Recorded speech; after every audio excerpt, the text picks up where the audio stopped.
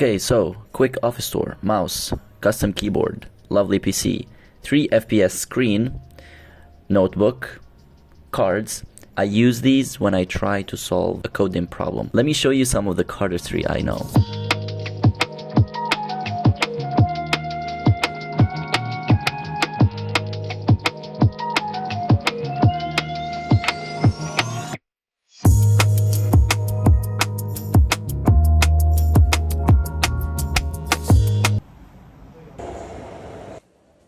So now we are in my university. We're gonna chill and talk about internships. This part of the video will be divided into multiple parts. So the first part is before searching, and then after searching. And then at the end, I will give you my experience with the internship that I have. So let's start. First things first. Since I'm computer science major, I will give advice for computer science students, but you will find a lot of advice that you can use in your own field too. There are 2 important things that you need to do before you start searching for an internship, which is the projects and the CV. For computer science students, it depends on the field that you want to do. For example, I like doing web development, so I have some projects that are in web development field. Because we are computer science students, or we are still students, so we don't have work experience. So the only way to prove to the employer that we kind of know what is happening, even though that we don't know a lot, we have a graph of the things that we are learning in university. We have projects. It doesn't matter how big or how small the project is, as long as you put it in your CV. Your projects need to be put on GitHub or any other website that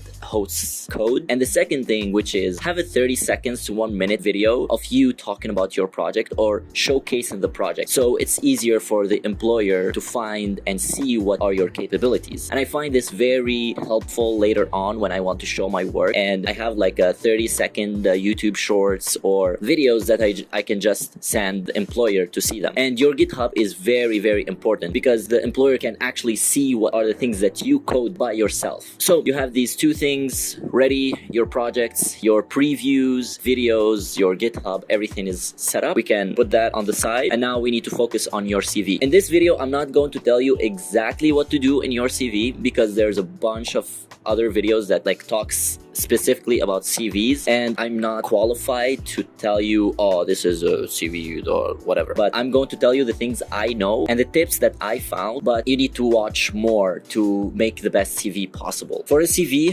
there are a lot of important things like your name, your email, your phone number, where do you live. Those are basic information so the employer can find you. The second thing, you need to have a section which is work experience. If you don't have work experience, don't worry about it. You can put your projects and put the most important ones in 3 bullet points. Just say, I did this in this project, I did this and this and this, and briefly explain what you did and what was your role in the project. Another thing, you need to say which skills you have. For me, it's HTML, CSS, JavaScript, PHP, C, Python, any language that you kind of studied in the university or you studied by yourself, just put it there. Please don't put skills or languages that you just wrote a very simple program like Hello World or something like that. No, don't do that. If you know the language and if you have a good grasp on it, at least 6 months to a year, put it. But if not, just don't, because they will ask you about it. If you speak more than 1 language, for sure put that. Put your GPA if it's good. And this is very important. Please, dear God,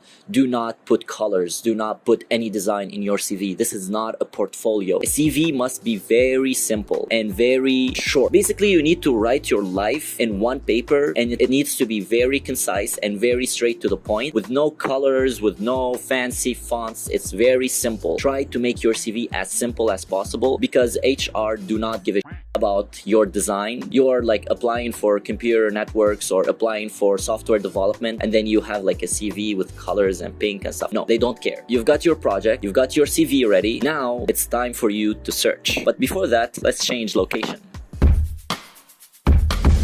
What do you think? Good, right? Beautiful weather today. Yeah, why am I telling you these stuff? Let's get on with the second part. Now we're gonna talk about how to search. So these are the apps that I use to search for my internship, but I mostly recommend Boss. I found a lot of offers from there. Basically, the idea is very simple. We are going for quantity and not quality this time. We are going to send as many messages and CV as possible because we want to get as many offers as we want, and then from there we can see which one we want to accept. Here's what I did. I am a Vue developer, which is something related to computer science if you're not familiar with. What do I do is I will show you here. I just open the application, I type Vue, and I choose internship, and then I enter each and every one, and then I see the job description. I have a small paragraph ready to send to these companies. What will the paragraph include? Remember the projects and the previews and the CV that you did? That's exactly what that paragraph will do. You will have like 50 words or even less. Hello, I'm this person, I do this, I aspire to be in your company, I want to work in this field, I have experience doing this, and here is my projects, and here are my previews, and boom, you have your paragraph. You just send it to as many people as possible. When I'm talking about many, I'm not talking about 15, 50 per day. No, you're going to send more than 100 job applications per day.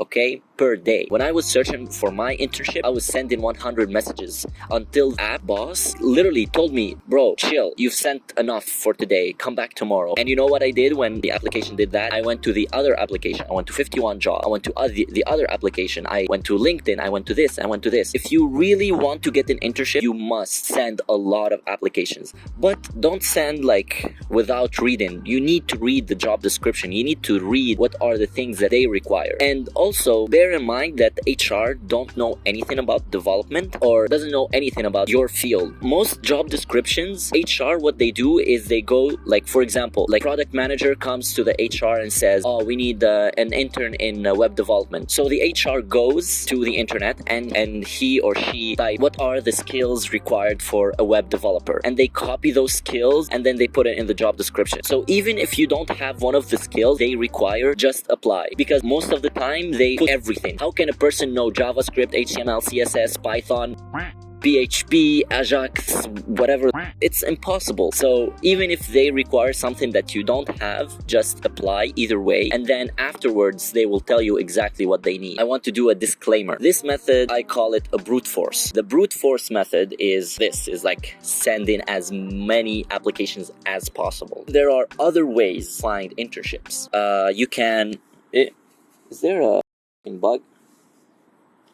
I hate bugs, so for me sitting here, I'm a little bit scared, and there it was wet. So anyways, the other way that you can find an internship is through your teachers. Go to your teacher, reach out to your teachers and say, oh, I'm searching for an internship in the field that you are teaching me. A lot of the times your teachers have contacts because they teach in this subject, so they know their previous students or their previous colleagues, they did this kind of stuff. And attend events, attend networking events and tech events and all of these kind of events, and from there you can just introduce yourself. I'm a student in this field, I aspire to be someone like you. Always try to throw yourself out there. You never know, like opportunity comes from a lot of different places, I found many clients like this. I found many like-minded people with networking and all of these kind of stuff. The teachers, what else? The networking.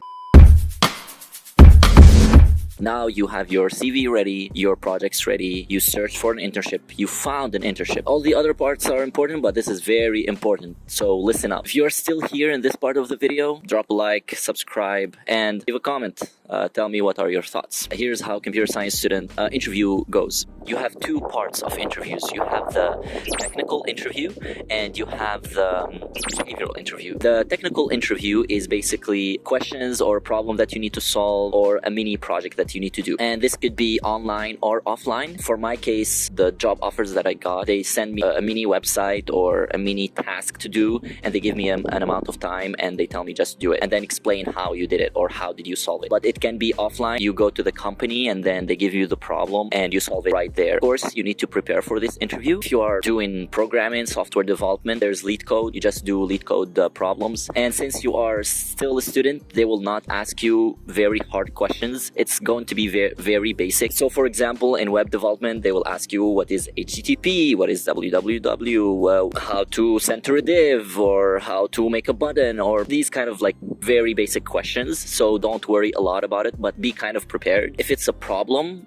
if you need to solve a problem, actually you don't need to solve the problem 100%, but you can say what is your thought process. You can explain how do you want to solve it. Oh, this problem, we can use a hash map. We can use this, whatever. So that's the technical interview. And the behavioral interview is like anybody else. It's going to be like, oh, what are your weaknesses? What are your strengths? Why do you want to work in this company? How will this internship help you in your future? Or like these very basic questions that you can find all of the answers all over the internet. So you finish the interviews, the technical interview and the behavioral interview. All you need to do is wait for a return offer. Now you got an internship. What is the next step that you need to do? If you're in China, here's exactly what you need to do. You're gonna go to your administration office. You get some papers. They will give you the papers needed. You take those papers, you take them to the company. The company signs the papers. You take the papers back to the administration. The administration approves your internship. You take those papers and go to immigration center, and then you can update your visa with an internship visa, depending on the amount of internship that you get. Usually, you should get 3 to 6 months, because 3 months is too little. 6 months is perfect. A year is even better. 6 months because you will have a lot of experience that you can put in your work experience in your CV, and that's how you better your CV. You got a job, you got an internship, you're set out now. Now, a lot of people message me, how is work life in China? Do they pay or not? Is it very hard? Is it very challenging? Is it high pace, low pace? What do they expect from you? And that's what we are going to answer in this section. So let's answer this question. This is the most asked question that I get, and let's clear it out. How much do they pay you? You have to ask your university first about this thing. It's not based on me or based on my company or based on any other place. You have to ask your university first. Usually you cannot get paid. It's illegal for you to get paid from your internship, but you can get something called benefits or something like this. So it's like food stamps or transportation. They pay for your transportation, because the most important thing that you need to understand that you're not doing this internship for the money. You're not doing this to gain money. You're doing this for the experience. You're doing this to better your skills, to better your CV, and maybe you get a job in the same company that you got an internship in. A lot of companies that you have an internship in and you make a good impression, they will hire you. So you have to work very hard to impress your boss or your senior. Money, let's put it aside. Second thing, how is work? I have a mindset in life. There's nothing easy. Life is choose your poison type of thing. So if you really like the job and you really enjoy it, it will feel tiring and it will be very hard because you're an intern and you don't know a lot of things because university doesn't prepare you for these kind of jobs. But for me, I find it very fulfilling. It also depends on the company and it depends on your field. For me, I am doing computer science. I'm doing web development, WeChat mini program development. And the first weeks I found like a lot of problems. I wasn't very familiar with how it works, because it's true that WeChat mini program development is HTML and CSS, but there are a lot of properties that are not the same as the web. There's a lot of things that you need to change because it's a uni app. You need to study a lot. They will not expect a lot from you because you're an intern, so they will be very patient. At least for my case, my senior and my boss is very patient with me, and I try to do my best. And of course, I'm not like slacking off, or I'm working very hard and I'm trying my best. So that's the mindset that you need to do, is to enter this internship. Your most important thing is to learn and to work. For my case, I agreed with the company to work 4 days per week because I don't have a lot of classes this semester, because it's the second to last semester. So I only have classes on Monday, but I have a bunch of projects. I work from Tuesday till Friday from 9 to 6. For the time, they are very strict. You must come at 9 sharp and you need to leave after 6 or 6. And if you are late, if you come at 9:05, you need to leave at 6:05 or later. For me, the workload, it's not that much if you think about it. I've learned so many things. It's been like 4 weeks. My colleagues are very helpful. They are very patient with me, even though I'm a dumb intern and sometimes I ask stupid questions that shouldn't be asked, because these are not your teachers. These are like colleagues. These are like people that they have work. Their work is not to help you. It's actually they have their own tasks. So try to keep your questions very little, and only when you like spend so much time and you didn't figure out what is happening. Try your best not to ask too many questions or not to ask basic questions. For us computer science students, we have a lot of tools that you can use: GitHub, Stack Overflow, YouTube. So yeah, good luck on your search for an internship. I hope this video was very informative for you. I gave you all the things that I know, and if I missed anything, please let me know in the comments. If you have any further questions or you have feedback on this video or any other videos before, I'll try to do some of these informative videos, because I wish that there was a video like this about internship before I started like searching. Next video is going to be about how to study in China, because I found like a lot of people want to come and study in China, and they are like asking about the processes and universities and how to find a good university and scholarships and stuff like that. So subscribe. That video is going to be made very soon. Thank you very much, and see you next time.